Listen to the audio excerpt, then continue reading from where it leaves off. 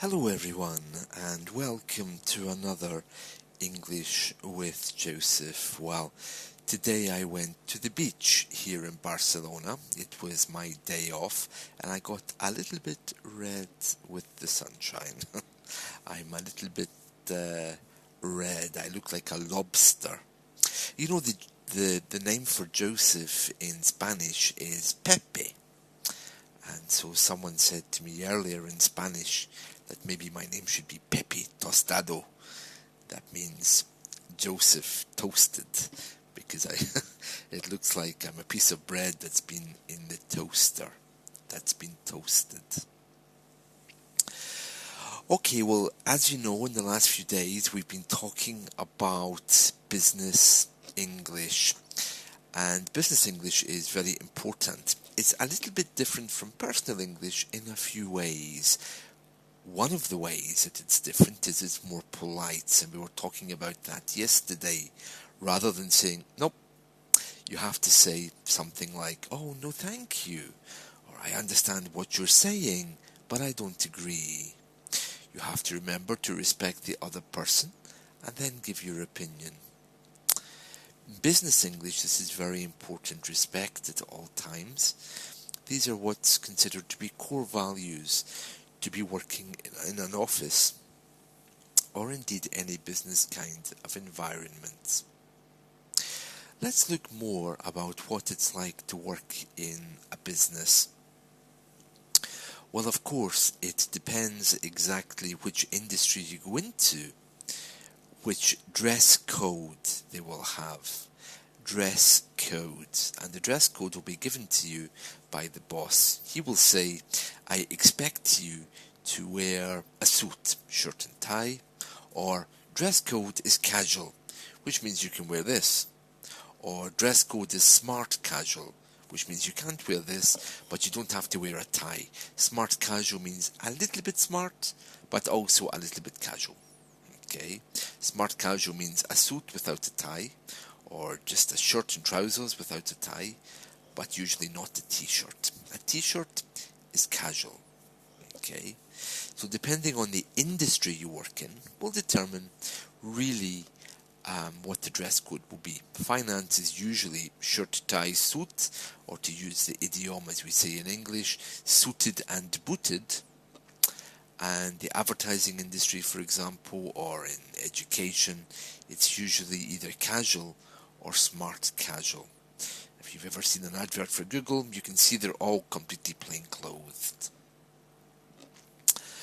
Okay, so what else can we tell you about the office? Well, a few things that you'll need to get in. First of all, there's your ID pass, your ID pass, ID pass with the photo, and usually you have to swipe it in the door to get in, or at least display it at all times so that you're not an intruder. You also have to have your network ID to get onto the computer system. Your network ID to get onto the computer system. Your boss will be your line manager.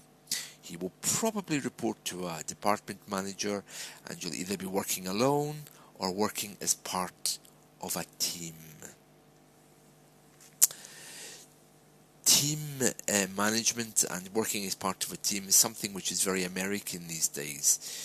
It's so that the responsibility is shared, and we talk a lot about team members, team values, core team values, and even in appraisals sometimes they give you a team target as well as individual targets to reach your required target for measurement. So for example, your boss will say to you, okay, your job here is to answer the telephone, okay, and you must answer the telephone within 2 rings, and even though that can be an individual target, it also can be a group target. People who work in call centers, that's an office which is designed just to answer the phone, they actually monitor, they have software to monitor how quickly you answer. Okay, so that's another thing you have to remember, the group targets, the team targets, and your individual performance targets, which are measured and usually given back to you monthly, but measured officially once a year to see how you're doing. That's called your appraisal or your performance. Your boss might say to you, can we have a catch up to discuss your performance, which is an informal chat. Okay, what else can I tell you about business English? Well, a lot of offices these days are going paperless. And that means that you're not allowed to have paper on your desk or a pen. Everything has to be done on the computer. In the UK especially, a lot of companies are very into recycling, very into the environment. It's fashionable just now. So they don't usually even let you have a bin at your desk. There's usually a central bin far away at the other end of the office. And this is all part of the government's initiative to keep you committed to their values of the environment, for example, recycling, for example, and other things related to that, global warming. So companies like to be green, as it's called. It means environmentally friendly. So they may well ask you not to have any papers on your desk. They may also have a clear desk policy, which means that your desk has to be clear at all times. Despite the work that you're doing, you can have a paper file, but your desk should be tidy. And also because of data protection. If you work in a bank or a building society or anything like this, no customer data is allowed to be on your desk at any point when you're not looking after it. So everything has to be stored away. Data protection laws in Europe are very strict.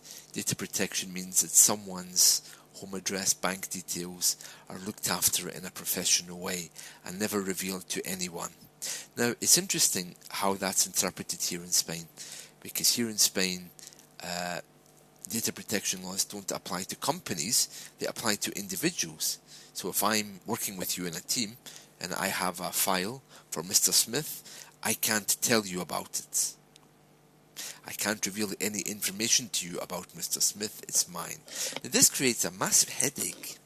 I know that recently I was in one of the banks and I gave them a lot of information to ask them to do something.